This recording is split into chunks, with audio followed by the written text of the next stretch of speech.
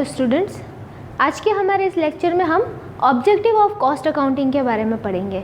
ठीक है, objective of cost accounting मतलब कि कॉस्ट अकाउंटिंग क्यों की जाती है, इसके करने के क्या रीजंस है, हम ये अकाउंटिंग क्यों करते हैं। ठीक है, तो इसका जो फर्स्ट ऑब्जेक्ट है वो है टू एसर्टेन कॉस्ट, मतलब कॉस्ट को कैलकुलेट करना, कॉस्ट को ज्ञात करना। ठीक है, कॉस्ट को ज्ञात कैसे करेंगे, हम अगर एक्सपेंसेस को रिकॉर्ड करते रहेंगे तो हम क्या कर पाएंगे, एक बेटर वे में कॉस्ट को कैलकुलेट कर पाएंगे। सपोजिवली अगर हमने कोई प्रोडक्ट बनाया है तो उसके लिए हमने कितना मटेरियल लगाया, कितना हमने इसके लिए लेबर लगाया और कितने सारे एक्सपेंसेस लगाए, अगर हमने ये रिकॉर्डिंग कर रखी है तो हम क्या करेंगे, बहुत ही इजी तरीके से उसकी कॉस्ट को कैलकुलेट कर पाएंगे।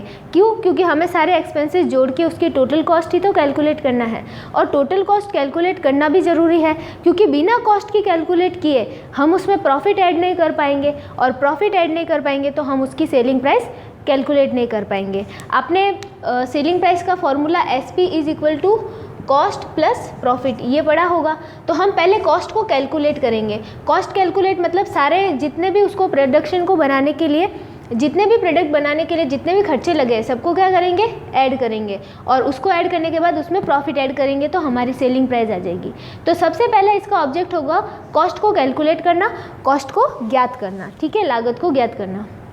सेकेंड है टू कंट्रोल कॉस्ट, कॉस्ट को कंट्रोल करना। कॉस्ट को कंट्रोल करना मतलब ज़्यादातर कॉस्ट को कंट्रोल करने का मतलब होता है कॉस्ट को रिडक्ट करना। कॉस्ट को रिडक्ट इसलिए करते हैं क्योंकि अगर हमारी कॉस्ट कम होगी तो ही हमें मैक्सिमम प्रॉफिट होगा। क्योंकि आपने ये तो देखा होगा कि अगर कोई प्रोडक्ट मार्केट में 10 रुपये में सेल किया जाता है तो हम उसको 12 रुपीज़ में या 15 रुपीज़ में सेल नहीं कर सकते। क्यों? क्योंकि कस्टमर उसको परचेज ही नहीं करेगा। कस्टमर के पास दूसरे सब्स्टिट्यूशन है, दूसरे सारे ऑप्शन है, वो दूसरे प्रोडक्ट परचेज कर लेगा। इसलिए हमें सेल प्राइस तो उतनी ही रखनी है जितनी मार्केट में रीजनेबल रेट रहती है, जितनी मार्केट में रेट उसकी नॉर्मली चलती है। तो हम सेलिंग प्राइस बढ़ा करके कभी भी प्रॉफिट अर्न नहीं कर सकते, क्योंकि मोर सेलिंग प्राइस लेस प्रॉफिट। अगर हमने सेलिंग प्राइस बढ़ा दी तो हमारी सेल क्या हो जाएगी, कम हो जाएगी, कम कस्टमर ही उसको खरीदेंगे और फिर हमारा प्रॉफिट क्या हो जाएगा, कम हो जाएगा। इसलिए हमको क्या करना है, कॉस्ट को कम करना है ताकि हमारा प्रॉफिट क्या हो जाए, बढ़ जाए। कैसे बढ़ेगा ये प्रॉफिट? देखो, अगर हमने कॉस्ट कम रखी है, हमारी कॉस्ट कम आ रही है तो हम उसमें ज़्यादा प्रॉफिट ऐड कर पाएंगे। ठीक है, और ज़्यादा प्रॉफिट ऐड करेंगे तो फिर हमारी सेलिंग प्राइस उतनी ही रहेगी जितनी मार्केट में दूसरे प्रोडक्ट की रहती है। तो इस तरीके से हम क्या कर पाएंगे, ज़्यादा से ज़्यादा प्रॉफिट अर्न कर पाएंगे टू रिड्यूस द कॉस्ट। अगर हमने कॉस्ट को कम किया है तो प्रॉफिट ज़्यादा होगा। ठीक है, तो ज़्यादातर कंट्रोल, कॉस्ट के ऊपर कंट्रोल करने के लिए हमें अपने कुछ कंट्रोल टेक्निक्स यूज़ करनी पड़ती है। For example material control techniques and labour control techniques. ठीक है, अगर हमने मटेरियल की क्वांटिटी को, मटेरियल की क्वालिटी को कंट्रोल कर रखा है तो हम क्या कर सकते हैं, कॉस्ट के ऊपर कंट्रोल कर सकते हैं। और इसी तरह अगर हम लेबर के जो वेस्ट टाइम है उसके ऊपर भी अगर हम कंट्रोल रखें तो भी हम अपनी कॉस्ट को कम कर सकते हैं।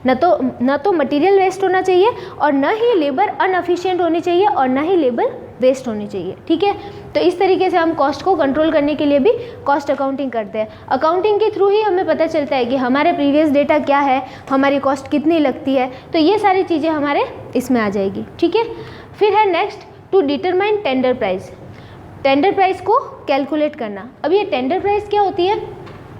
देखो, टेंडर प्राइस एक ऐसी प्राइस है जिसका टेंडर प्राइस किसी प्रोडक्ट की ऐसी प्राइस है जिसका अभी तक हमने प्रोडक्शन नहीं किया है, लेकिन उसकी प्राइस हमने पहले ही निकाल ली है। वो कैसे निकाली? हमने प्रीवियस कॉस्ट डेटा के बेस पे।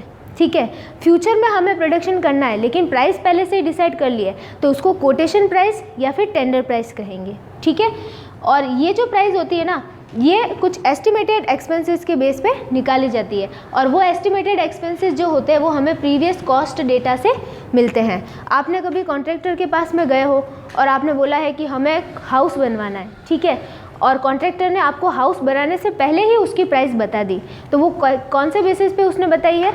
वो उसने इसी बेसिस पे कि उसके पास कॉस्ट अकाउंटिंग की हुई थी, क्योंकि हमारे लिए हमारा हाउस पहली बार बन रहा है, लेकिन कॉन्ट्रैक्टर का तो ये काम ही है कि वो क्या कर रहा है, रेगुलरली हाउस ही बना रहा है। तो उसको पहले से ही पता है कि इस तरह के हाउस को बनाने के लिए लगभग कितनी कॉस्ट लग जाती है, और उसको क्यों पता है? क्योंकि वो प्रॉपर अकाउंटिंग मेंटेन करता है। ठीक है, तो इस तरीके से जो टेंडर प्राइस है वो वैसी प्राइस है जो किसी प्रोडक्ट का प्रोडक्शन करने से पहले ही डिसाइड कर ली जाती है, इसलिए इसको कोटेशन प्राइस भी बोल सकते हैं या फिर टेंडर प्राइस भी बोल सकते हैं। और यही प्राइस ऐसी प्राइस है जो हम किसी कस्टमर या किसी कंज्यूमर के आगे क्या करते हैं, रिप्रेजेंट करते हैं। ठीक है, तो इसको कैलकुलेट करने के लिए भी कॉस्ट अकाउंटिंग बहुत इम्पॉर्टेंट है।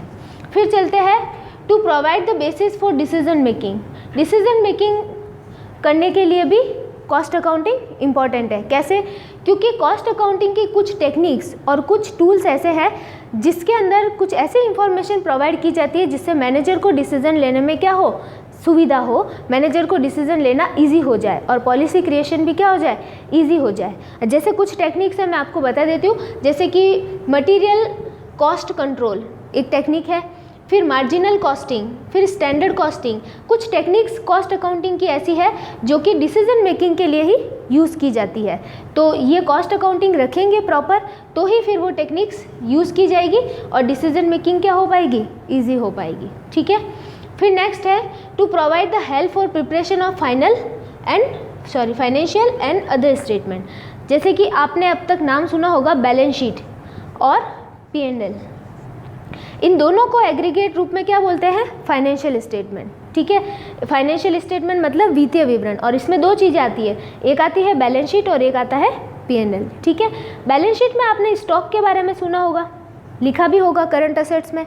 ठीक है, तो ये स्टॉक हमें कहाँ से मिलता है, कॉस्ट अकाउंटिंग से मिलता है। इसी तरह P&L में हमने opening stock, cost of goods sold, purchase, ये सारी चीज़ें, और सेलिंग प्राइस, ये सारी चीज़ें कैसे कैलकुलेट होती है, कॉस्ट अकाउंटिंग के थ्रू कैलकुलेट होती है। तो अगर हम कॉस्ट अकाउंटिंग को मेंटेन कर रहे हैं तो हमें फाइनेंशियल स्टेटमेंट बनाने में इजी हो जाएगा, वो प्रोसेस क्या हो जाएगा, इजी हो जाएगा। जो प्रोडक्शन करने वाले बिजनेस है उनको तो कॉस्ट अकाउंटिंग मेंटेन करना नेसेसरी है। क्यों? क्योंकि उन्हें बहुत सारी इंफॉर्मेशन वहीं से प्रोवाइड की जाएगी, क्योंकि अगर आप प्रोडक्शन कर रहे हो तो आपको प्रॉपर कॉस्ट अकाउंटिंग मेंटेन करनी ही पड़ेगी कि हमारा कितना मटेरियल लगता है, हम कितनी परचेज करते हैं, हमारी कॉस्ट कितनी रहती है, हमारी सेल्स प्राइस कितनी आती है। तो इस इंफॉर्मेशन से फाइनेंशियल इंफॉर्मेशन जो होती है जैसे कि बैलेंस शीट और P&L वो तैयार की जाती है। तो इसके लिए कॉस्ट अकाउंटिंग रखना ज़रूरी है और उसकी वजह से ये अपना फाइनेंशियल स्टेटमेंट जो है वो भी क्या हो जाते हैं, ईजी तरीके से बन जाते हैं। ठीक है, फिर नेक्स्ट है complaints of the statutory requirement. कुछ वैधानिक अनिवार्यताओं की पूर्ति करने के लिए भी कॉस्ट अकाउंटिंग की जाती है। अगर किसी बड़े बड़े कंपनीज़ में जैसे देखा जाए तो जो प्रोडक्शन करने वाली कंपनीज़ है उसमें तो क्लियरली लिखा हुआ है कंपनी एक्ट के अंदर कि अगर कंपनी प्रोडक्शन कर रही है तो उसे प्रॉपर कॉस्ट अकाउंटिंग मेंटेन करनी पड़ेगी और उसे अपने कॉस्ट की ऑडिट भी करवानी पड़ेगी। तो कुछ स्टैच्यूटरी रिक्वायरमेंट्स है जो कि फुलफिल करने के लिए भी कॉस्ट अकाउंटिंग की जाती है। कुछ बिजनेस के लिए तो कंपलसरी कर दिया है कि आपको कॉस्ट अकाउंटिंग मेंटेन करनी है। ठीक है, तो ये क्या थे हमारे ऑब्जेक्ट ऑफ कॉस्ट अकाउंटिंग।